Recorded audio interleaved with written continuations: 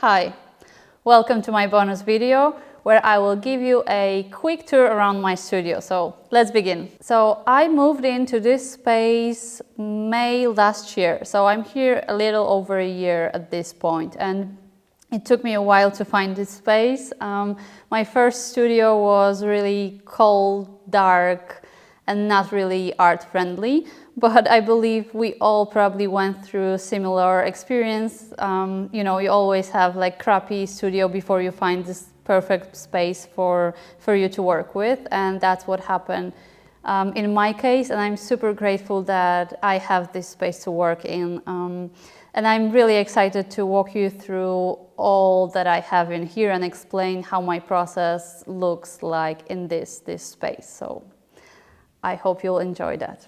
We have to start with my leisure center, which is just a couch and a table, but it was really important for me to have this little corner because it's a great place to have my morning coffee. I love to read books here, just chill and enjoy for a second. I like how I'm surrounded by art and things that inspires me, so it's always nice for me to stop for a second and have a nice quiet break here. Next to my leisure center, I have my office space with 2 desks, computers, my Wacom tablet, and my printers. Even though I spend the majority of my time painting, I do have a lot of admin work and a lot of office work to do as well, since I am running a business. It's hard to believe, but that's the reality. So I have my office here. I have a computer, my Wacom tablet, which I work with or on daily. I have 2 printers. One is rather for office stuff like invoices or some papers. But I have another printer as well. It is actually a laser printer. I used it a lot in the past when I was really focused on collages and mixed media on canvas. I print a lot of photos, pictures, graphics on laser printer, and then I transferred it on the canvas. So I wanted to have my own printer so I don't have to go back and forth between some printing offices around town. So that was really big part of my process.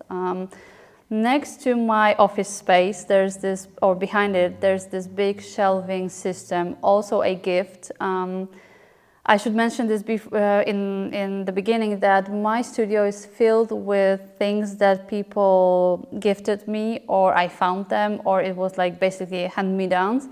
So this shelving system was also a gift, and it fits this space perfectly. I use it for all my packaging materials. As you can see, there's a lot of carton boxes, bubble wraps, papers, staplers, tapes, and all that I need to package my painting, especially for international shipping. There's few steps that you have to follow in order to, ship your paintings and your artwork safely to your collector. So there's like a bunch of things that you're gonna need. On the top of the shelving system, I have this space for my canvases. It's either something that I work on currently, or few of them waiting for collectors to pick them up, which is always exciting to have. Few of the canvas I have to deliver to my collectors. What else we have? Oh, we have more boxes. That's my thing. I collect boxes. You never know when you might need it. Next to shelving system, I have extra wooden bars, extra frames that I will probably need in the future. When I work on a new body of work, I always want to have some extra pieces in storage, just in case I want, to create some extra size or stuff like that. So this little corner is dedicated to wooden bars and to canvases. Okay, moving on. That was more of a office admin part of my studio. On the other side, I have this, let's say, creative space. Because I work a lot on the floor, on my carpets, I work horizontally. I wanted to have as much of clean floors, open floor plan as possible. So all the furnitures I have here are pushed against the wall, so I have really a lot of space to work on. So on these walls here, I usually hang my paintings when they are done and I need to photograph them, or sometimes I work, obviously sometimes I work vertically, especially later in the process. So these 1 and 2 walls here are dedicated to that. As you can see, we still have some pieces here that needs to be finished, that needs to be framed, that needs to be photographed. So that's what's happening here. On the floor, you see I have these 2 carpets that these 2 carpets are usually filled with paints, tools, and canvases. Now it looks rather clean and well organized, which is not happening very often. Moving on to another side, another corner, I have this little shelf that I built one morning because I couldn't find any paints I was looking for. So I built this little shelf here so I can have all my paints on display. On a good day, I will organize them brand-wise and maybe color-wise. It's not looking too bad right now, but at least I can see all my colors, all my brands, everything that I have. If I'm low on stock on some brand or some color, I can immediately see that. So I like to have my paints on display. And it's actually like you can move it around. If I want to, work on the other side of the studio, I can just grab this little shelf and just, take it with me. Next to my paints, I have canvases. I work on raw canvas, although I do have one primed canvas, but that's just for trials.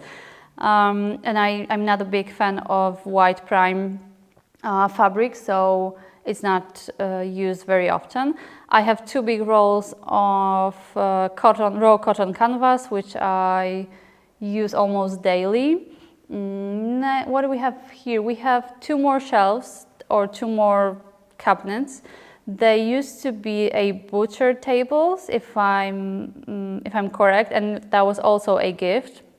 So as you can see, I only buy supplies and canvases because everything else was gifted to me.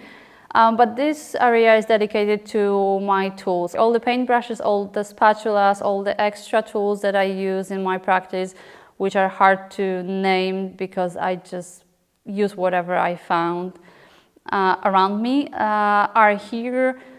Tons of different brushes, tons of different pencils, crayons, little watercolor inks, a lot of different tools, jars, and all the things that you might need in your practice are here. And it's also, everything is on display, so I don't need to look for it. It's just here for me to grab and work with.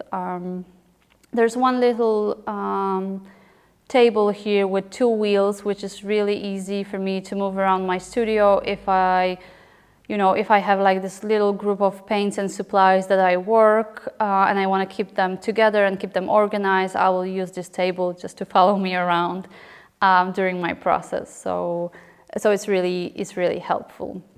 What is really nice, cool about this space is that it has a lot of big windows, so there's tons of daylight, which is super helpful if you want to photograph your work and if you want to mix your colors properly. If you don't want to use artificial light, that's something that is probably for most of us are the most important part in our spaces, to have this daylight. So I'm really grateful to have that. And what I really want to stress out here is that it doesn't really matter where you work. Is it like just a corner of your bedroom, or if you have the spare room, or you work in a garage, or you have like full-size art studio.